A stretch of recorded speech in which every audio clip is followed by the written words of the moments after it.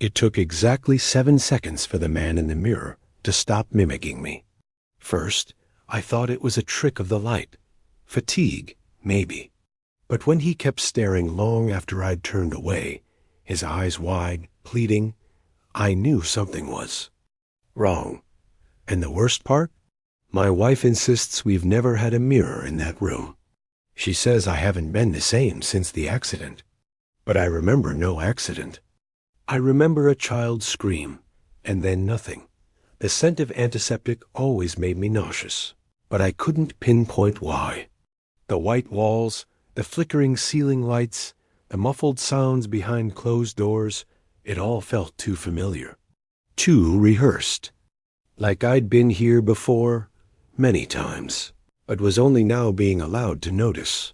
They said my name was Andrew Mason, 39 years old. Husband to Evelyn. No kids. Survived a near-fatal car crash 6 months ago on Route 54. Head trauma. Temporary retrograde amnesia.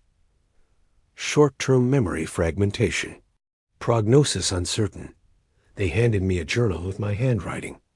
It was filled with entries about progress, dreams, daily exercises. They told me to keep writing.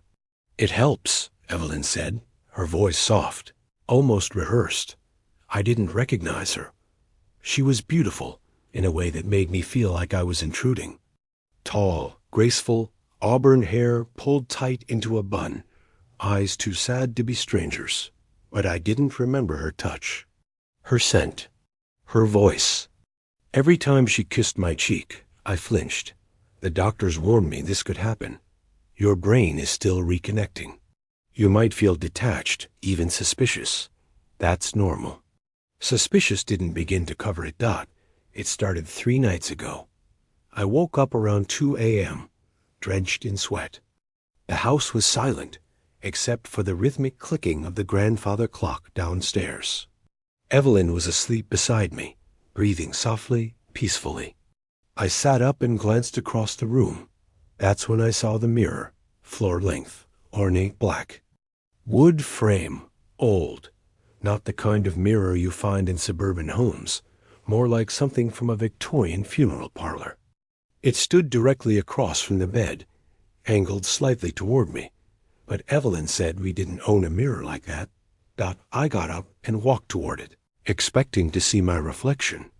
And I did, but there was a delay, a flicker, a pause between my movements and his, like a poorly synced video feed. I leaned in. He didn't. He stood still, eyes wide, mouth parted like he was about to scream but couldn't. His face was mine, but older, lined, afraid. I turned around to look behind me, just the wall. No one there. When I looked back, the mirror was empty. Not broken, not fogged, just empty. No reflection. I woke Evelyn in a panic, dragged her across the room. But when we looked again, there was only a blank stretch of wall. No mirror, no frame, nothing. She held me as I trembled, whispered that it was just a dream, a leftover hallucination from the medications. We've never had a mirror there, baby, she said. You're scaring me. But I know what I saw. And when I went back to bed, something cold pressed against the nape of my neck, like a breath, or fingers. Something is very wrong with me, something that refuses to stay buried. I stopped taking the Arid medication, the little white pills that made the world feel like warm static, like watching my own life through a smudged window. Evelyn didn't notice at first. I started palming them, slipping them under my tongue and spitting them into the sink. I needed clarity, not sedation. That's when the dreams started.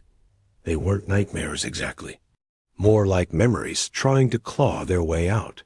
Always the same sequence. A winding road through a dense forest, headlights slicing through fog, the radio playing something soft, a lullaby, maybe. Then a child's scream. Then black dot every morning. I'd wake up gasping, chest tight, nails digging into my palms. Evelyn would find me pacing the hallway, whispering numbers I didn't understand.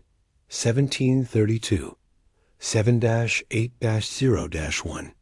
She asked me where I heard them. I told her I didn't know. The therapist said it was cognitive pattern reassembly, a sign that my memory might be repairing itself, albeit disjointedly. But I didn't trust her either. She always looked over her shoulder when I talked, like someone else was listening. One afternoon, I searched the attic. I don't know why. Maybe I was hoping to find old photos, something to anchor me. But what I found instead was a mirror, wrapped in a yellowed sheet, tucked behind boxes labeled Andrew's office. The same mirror, black frame, ornate wood, a barely visible crack at the top right corner. I stood there staring at it, heart thudding so hard I could feel it in my throat. My hand trembled as I peeled the sheet away, and he was there again. Not instantly. There was always a delay. But this time, his movements were smoother, still just a second behind mine. His eyes weren't scared anymore. They were tired, deeply, soulfully tired. He pressed his hand against the glass dot, so did I. And for a second, just a split second, I felt resistance. Not cold, not glass, flesh. That night I confronted Evelyn. Why did you lie to me about the mirror? She paled. Her mouth opened and closed like a fish gasping for air. Then, without answering, she walked out of the room, slammed the bedroom door behind her. I didn't sleep. I sat in the hallway all night, staring at that door, listening to the faint creaks in the house, like footsteps just out of sight, like someone pacing behind the walls. In the morning, she was gone. No note, no call, just gone. I checked the phone records. No recent calls. I went to her office. She hadn't shown up. The police took a report, but they didn't seem worried. Maybe she needed a break, they said. Caretaker burnout is common. But I knew better, because when I went back to the attic, the mirror was gone too. And scratched into the wooden floor, beneath where it had stood, were two words I hadn't written: help him. The silence in the house was a living thing now. It pulsed, breathed, watched. Evelyn's disappearance made no sense. She didn't take her purse, keys, or phone. Her car was still parked out front. No bank activity, no calls made. But the police shrugged. Adults leave all the time, they said. Stress does strange things to people. I knew stress. This wasn't stress. This was something crawling up my spine in the middle of the night and whispering half-formed memories into my ear. This was waking up with dirt under my fingernails and no idea how it got there. This was blood on the bedsheets. Mine? Hers? And a mirror that refused to stay gone. I started digging. Literally. The basement had a crawl space I didn't remember ever seeing before. Behind a row of water-stained boxes, I found a loose panel in the wall. Inside, there were papers. Old photos. Journals. My handwriting, but not. These entries were frantic, sloppy, pages torn, words scratched out violently. And every few paragraphs, the same phrase written over and over. He's watching. He knows. Don't trust the mirror. There were photos, too, of me, with a child, a little girl, brown curls, dimples, 4 or 5 years old, laughing, holding my hand in a park. I didn't recognize. My hands trembled as I flipped through the stack. Why hadn't anyone mentioned a child? I called the hospital, asked about family, asked if I'd ever had a daughter. They said no. Just your wife, they insisted. No children. I asked Evelyn's mother. She hung up on me. I asked the therapist. Her smile didn't falter, but something in her eyes did. You need rest, Andrew, she said. You're chasing ghosts. Maybe I was, but ghosts don't leave bite marks. I found one on my shoulder the next morning, deep, fresh, like a child's jaw. And when I looked in the bathroom mirror, the reflection wasn't alone. Behind me, barely visible, was a figure, small, blurred, standing completely still. Spun around. Nothing. But the towel on the floor was soaked in water. The next night, I locked every door, every window. I pushed furniture in front of the entrances, kept a flashlight and knife by my bed. At 3:17 a.m., the house went cold. Not chilly, freezing. My breath fogged the air, and the flashlight dimmed until it flickered uselessly. And then I heard her, a child's giggle, coming from upstairs. Soft, playful.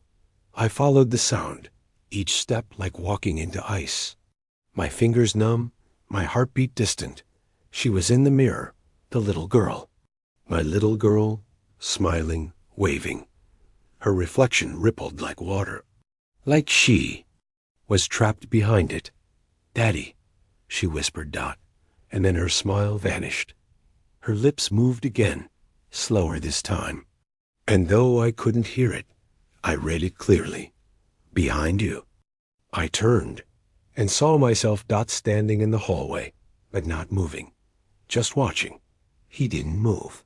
The other me just stood there, same face, same body, wearing a soaked shirt I didn't own, dark water dripping from his sleeves. His eyes weren't mine, though. They were older, emptier, like something inside had long since died. I stumbled back, heart jackhammering, fists clenched like I could fight him off with rage alone. But when I blinked, he was gone. No footsteps, no sound. Just vanished. Hallway was empty, but the wet footprints he left behind, they were still there, trailing down the steps, disappearing into the basement door. I didn't sleep. I didn't dare. I started tearing through every drawer, box, folder in the house. Somewhere, buried under the lies and clinical explanations, was a truth Evelyn hadn't told me. A truth I hadn't told myself. I found it 3 days later, inside a fireproof lockbox in the garage, hidden beneath a rusted tool chest. The key was taped to the back of a photo frame in my supposed office, almost like someone had wanted me to find it, but only when I was ready. Inside were hospital records. Not mine. Hers.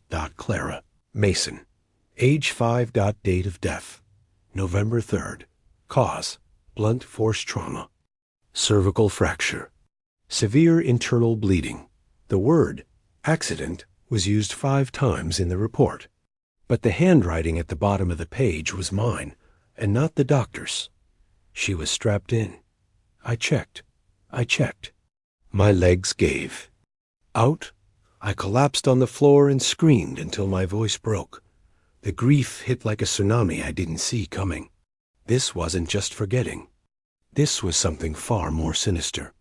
I didn't forget my daughter. I erased her.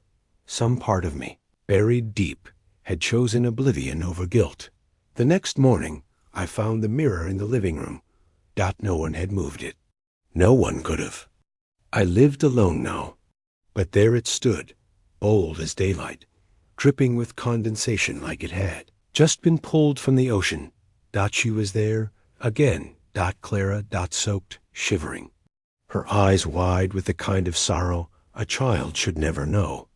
"Daddy," she said, voice trembling, "you left me." I reached for her. My hand touched cold glass, and then sank through it like the surface of a lake. On the other side, the house was different. Dim, decaying, every corner soaked in mildew and shadows. I saw the other me standing in the corner, holding something, a car seat, blood-stained, empty. He looked at me with hate. Not anger, hate, a kind that burrows under skin and stays there. "She screamed for you," he whispered. "And you hit the gas." I yanked my hand back. Fell to the floor. The mirror was solid again. I vomited, cried, and then I noticed the calendar on the wall had changed. It now read November 2 ND. 1 day before she died. I tried to run out the front. outdoor, into the street, barefoot, shirtless, didn't care. I needed distance, space, anything that didn't feel like it was breathing down my neck. But the neighborhood was wrong. The houses blurred together like watercolor paintings left in the rain. The sky was flat gray, not cloudy, just blank. The street signs were gibberish. The wind whispered my name in voices too small to trace. Stumbled back inside. It was the only place that looked real now. Or maybe just the only place I was allowed to remember. I sat on the floor, fingers tangled in my hair, rocking like a man who knew the end was close. And not just death. Truth. Somewhere in this house was the moment everything cracked. I just had to find it. I retraced every room, got my office, sterile. No warmth, no photos. Like someone tried to erase family from the walls. The kitchen, burned edges on the counter where something had caught fire. Maybe dinner? The basement? That door was locked now, bolted from the inside. I stood in front of the attic steps, shaking. The mirror wasn't there anymore. But something else was. A recorder, an old voice memo device with dust all over it, except the play button. That button looked pressed down. 1,000 times. I clicked it. The voice that came through wasn't steady. It was mine, but wrecked. Raw, November 1st. I saw her again. I wasn't even asleep this time. She stood by the swing set, same dress, same eyes. I blinked and she was gone. Evelyn says I'm hallucinating, but I can still smell the gasoline. November 2nd. I'm missing time. Hours just vanish. The mirror keeps showing things that haven't happened yet. Or maybe they already did, and I just don't remember. But she's always there, pointing. I asked Evelyn what happened that night. She lied. She said I wasn't driving, but I was. I know it now. And I wasn't alone. The recording cut off. My blood turned to ice. I raced outside to the garage. The car was still there, covered in a tarp. I ripped it off, hands trembling. The windshield was cracked. Dried blood smeared the inside of the passenger side window. I climbed in. The air reeked of rust and old leather. In the glove box, I found the final puzzle piece. A child's car seat manual, dated 2 months before the accident. Evelyn's handwriting. In the margins, she had bought it. She had begged me to install it correctly. Hadn't? The scream in my dreams, the one that always ended the memory? It wasn't her dying. It was her flying through the windshield. The truth hit like a truck. It wasn't just the accident I forgot. It was the decision to lie about who was driving. To let Evelyn take the blame. To let the guilt rot her from the thing. Inside while I erased mine. And now? The mirror was back. This time in Clara's old room, covered in water. And inside it, Evelyn. Eyes swollen from crying. Mouth moving silently. Repeating one phrase over and over. One more day. I didn't want to go into the room. I stood at the threshold, heart thudding, hand trembling on the doorframe. The nursery had changed. The pastel walls were cracked. The mobile above the crib spun slowly on its own, playing a lullaby in reverse. Mold crept down from the ceiling like black fingers. The smell was unbearable. Old milk, urine, something sweet turned sour. The mirror stood where the changing table used to be, towering, beating with water. And inside it, Evelyn, still mouthing those words, one more day, one more day. I stepped closer. Evelyn, I whispered. She looked right at me. Her eyes begged for something. Not forgiveness, not even love. Accountability. The mirror trembled. Images began to flash, not just memories, but RECREATIONS. Clara in the back seat, singing. Evelyn beside me, gently chiding me to slow down, to keep my eyes on the road. My own voice, louder, sharper, angry that she'd question me. I remember now. I was drunk. Not falling over drunk. Not slurring. Just enough to lie to myself. Enough to drive anyway. Enough to say, I'm fine. Then the tire blew. The scream. The impact. I hadn't blacked out from the crash. I blacked out from the decision. The moment I looked into Evelyn's bloodied face and said, "You were driving." And she believed me, because trauma bends time. Trauma lies, but the house remembered. The mirror remembered, and now it was ready to give it all back. The mirror began to ripple again. Not water this time, but light. A doorway I stepped through. Found myself standing in the living room. Only it wasn't the present. It was that night, November 3rd. Evelyn sobbing into the phone. EMTs dragging my unconscious body from the wreck. And Clara, covered in a sheet, being zipped away in a bag far too small. I couldn't touch them, couldn't scream. I was just an observer, forced to see what I'd buried, the memory. Fast dash forwarded. The funeral. The silence between Evelyn and me. The first night she locked herself in the guest room. The day she stopped looking me in the eye. And then, the day she walked into the lake. She didn't die that day, but something inside her did. I was pulled backward through the mirror, gasping, sobbing. My knees hit the nursery floor. The mirror cracked from top to bottom with a sound like bone breaking. And Evelyn's face? Gone. Replaced by Clara's. No more smile. No more innocence. Just one sentence, spoken aloud this time. Her voice clear and hollow. Tell the truth, Daddy. And then, tomorrow's the last chance. I crawled out of the room, collapsed in the hallway. The clock struck midnight. It was now November 3rd. The day everything died. The day I killed her. And outside, through the foggy window, headlights appeared in the distance, pulling into the driveway. Someone was coming.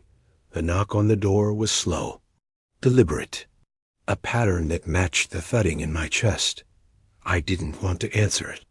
Every part of me screamed to hide, to vanish. But I was done running. That night, 6 months ago, I'd let a lie bury a life. I'd watched Evelyn fall apart under a guilt that belonged to me. I'd chosen amnesia over memory, cowardice over truth. And now the truth had come home. I opened the door. Evelyn stood there. Or something wearing her shape. Her skin was pale, lips blue at the corners like she'd just climbed out of ice. Her eyes shimmered with the same hollow ache I saw in the mirror. But she wasn't angry. She looked free. Behind her, the world had shifted again. The sky bled red along the edges. The street curved in impossible ways. Nothing existed beyond the house anymore. You remembered, she said. Not a question. I nodded, tears welling. I killed her. A silence passed between us, thick with everything we never said. No, Evelyn whispered, stepping inside. You lied, and that's worse. I dropped to my knees. I'm sorry. I'm sorry for all of it. I should have. Her hand touched my cheek. You have one last chance. Suddenly the mirror was back, but not in the nursery. It was everywhere. Every wall now shimmered with glass, each surface a reflection of me in different timelines. In one, I confessed after the crash. In another, I turned myself in. In a third, I never drank it all. Clara was still alive in that one, spinning in circles on the front lawn, her laughter echoing like wind chimes. I saw versions of myself I couldn't bear to look at. And then the central mirror lit up. The crash. Again. But this time, it froze at the moment of impact. Clara mid-scream. My hands still gripping the wheel. Evelyn's eyes wide in horror. Time slowed. 7 seconds. That's how long it took from the tire blowout to the crash. The mirror counted them, aloud. Each second a tolling bell. 1. The tire explodes. 2. The car swerves. 3. Clara cries out. 4. Evelyn grabs the dashboard. 5. My foot presses the gas. Instead of the brake. 6. The tree appears. 7. I lie. And then everything stops. A voice, not Evelyn's, not Clara's, filled the room. You can't undo what happened, but you can choose what happens next. The front door swung open again. Outside, 2 officers stood beside a cruiser. Real this time. Present, not memory. I called them. Evelyn said softly. You can run, she added. Go back into forgetting. Or you can face it. Let the world see what you've done. My legs shook as I stood. The weight was unbearable. But it was real. Finally real. I stepped outside. The air was cold, clear. I walked to the officers. Raised my hands. I'm here to confess to the death of my daughter, I said, and the lies I told to escape it. The cuffs clicked shut. As they led me away, I glanced back. The house was gone. No fire, no explosion. Just no longer there, but in the back seat of the cruiser, as I stared at my reflection in the glass, she was there. Clara. Smiling. Just once, and then gone.